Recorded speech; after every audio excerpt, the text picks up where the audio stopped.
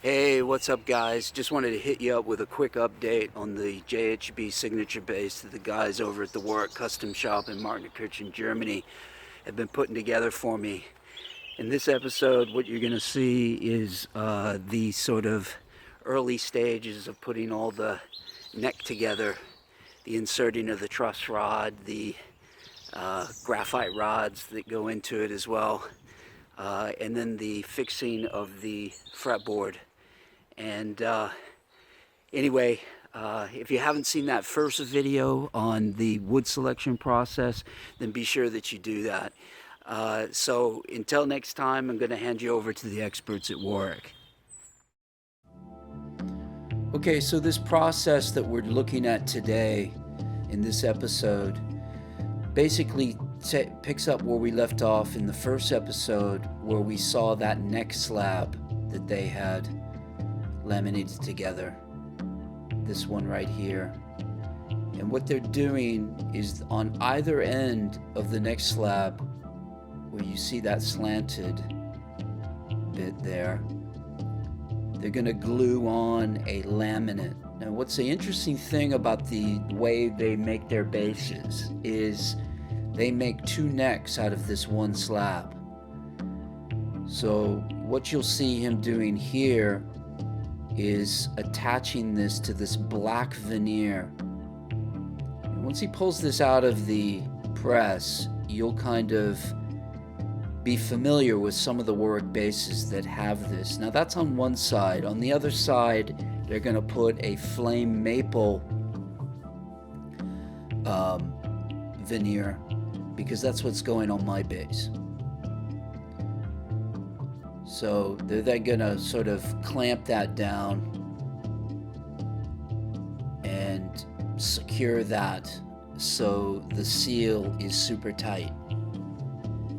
Now one of the cool things about this neck that I'm having on this 5-string is this is actually unique to any Warwick bass, because they haven't made a 5-string bass with 19mm spacing, which actually the neck accommodates first and foremost. So the neck is quite wide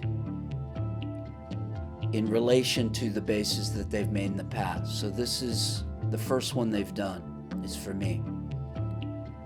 You can see I was examining the seal and making sure that that's right before they move on to the next step.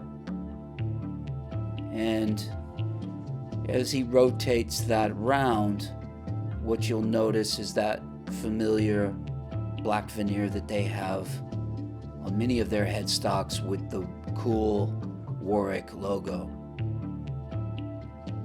Now, at this phase, they're inserting the truss rod,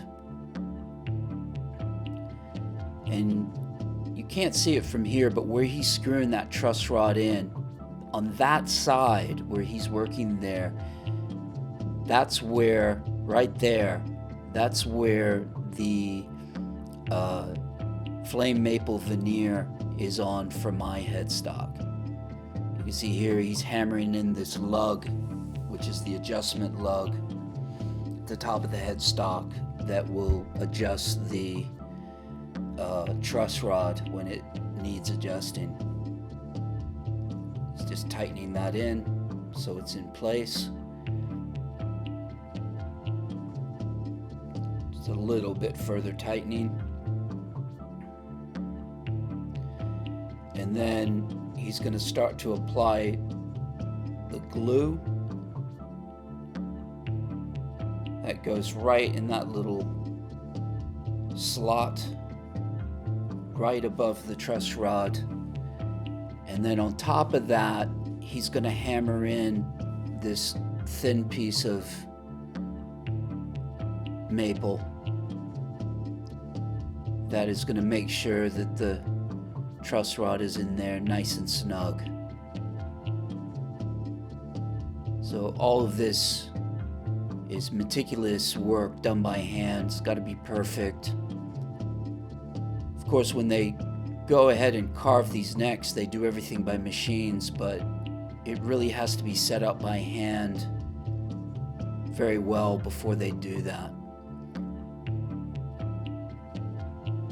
So right here, he's hammering in this little piece of wood. This is just serving as a marker, so when he attaches the fretboard to the base, he can kind of, line it up properly without going too far down.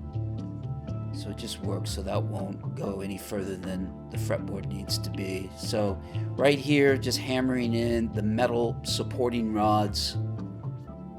This helps to really give the neck a really strong stability. And this particular neck is going to be very thin. As far as like the width wise, it's going to be quite wide, spacing wise, as I said earlier, but the actual depth of that neck is going to be super thin. So they really need to have those support rods on either side. Really helps to control any sort of buzzing or mishaps that sort of happen with necks that are unstable in any way. Just laying the glue in on either side so those rods are very stable and don't move around. And then just preparing it in general for the fretboard to be glued on top. So you just sort of take a look at this right here. They're going to apply, a couple of coats that go here smoothly and evenly across the bottom of that fretboard.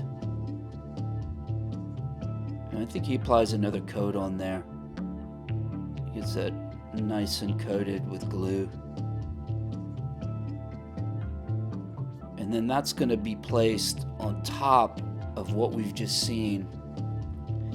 And you can see there how that little piece of wood works as kind of just a marker so it stays in place, Everything has to be lined up and perfectly in place, because with those machines that do the rooting and carving, they're all controlled by computers.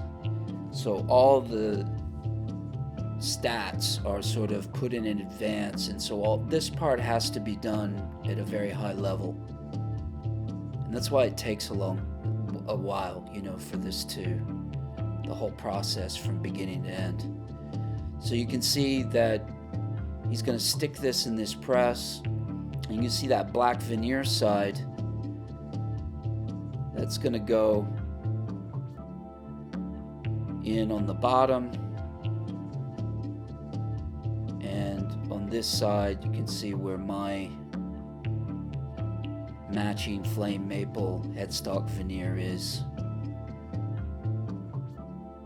And that's quite a strong press. It gets clamped down. It's got to stay there for a bit. So that fretboard is totally secure on there before they do any carving. What you'll see in a minute is just a kind of a bird's eye view of the headstock and what that looks like so far. See that clamp coming down, and there you get a sort of idea of what that headstock looks like.